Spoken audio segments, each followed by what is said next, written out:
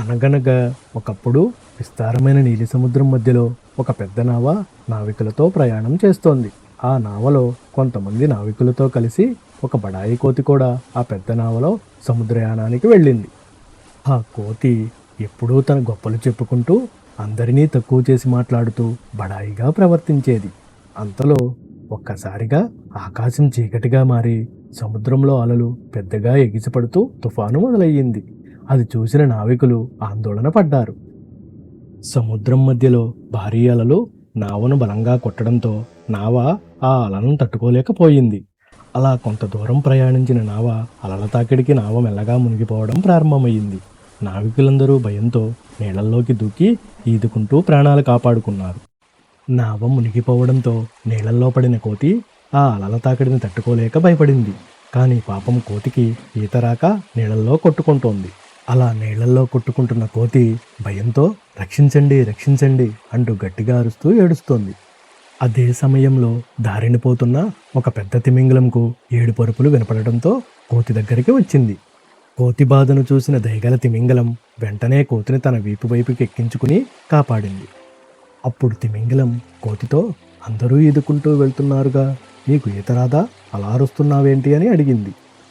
అసలే అది బడాయి కోతి. అలా అడిగేసరికి ఈత నాకెందుకు రాదు, ఎంచక్కా బాగా వచ్చు అని అబద్ధాలు చెప్పింది. కోతి మాటలు విన్న తిమింగలం మరి ఎదుకుంటూ వెళ్ళొచ్చుగా అని ప్రశ్నించింది. దానికి కోతి అహంకారంగా, నేను కోతుల రాజుని, మాకు సేవకుల చేత పనులు చేయించడం అలవాటు అని చెప్పింది. ఆ మాటలు విన్న తిమింగలానికి చాలా కోపం వచ్చి ఒళ్ళు మండింది. ప్రాణాపాయంలో ఉన్నప్పుడు కూడా రాజభోగాలు కావాలా నీకు, ఈత రాదని ఒప్పుకోవచ్చుగా, అంత బడాయి అహంకారం ఎందుకు, నిజం చెప్పలేవా అని తిమింగలం నిలదీసింది. కోతి ఇంకా అహంకారంగా మాట్లాడింది. దానికి కోతి, నువ్విప్పుడు నాకు సహాయం చేస్తున్నావు కాబట్టి శిక్షించకుండా వదిలేస్తున్నా, అదే అడవిలో అయితే నీ పని చెప్పేదాన్ని. ఆ మాటలు విన్న తిమింగలానికి మరింత కోపం తెప్పించింది. నీకే కాదు మాకు శిక్షలు వేయడం వచ్చు అంటూ వీపు మీద ఉన్న కోతిని నీళ్ళల్లో పడేసింది. నీళ్ళల్లో పడిన కోతి మళ్ళీ నీళ్ళల్లో కొట్టుకుంటూ అరుస్తూ ప్రాణభయంతో వణికిపోయింది. అప్పుడు కోతి ఏడుస్తూ, నన్ను క్షమించి కాపాడు, నాకు నిజంగానే ఈత రాదు అని వేడుకుంది. ఇంకెప్పుడు ఎవరినీ తక్కువ చేసి మాట్లాడను అని కోతి మనస్ఫూర్తిగా మాట ఇచ్చింది.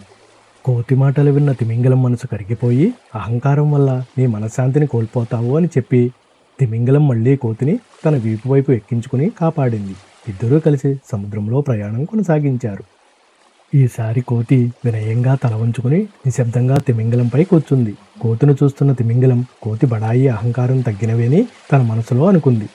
ఈ కథలోని నీతి, అహంకారం మనల్ని ప్రమాదంలో పడేస్తుంది, కానీ వినయం మరియు నిజాయితీ మనల్ని కాపాడుతాయి. ఇలాంటి మరిన్ని వీడియోస్ కోసం please subscribe and like my channel.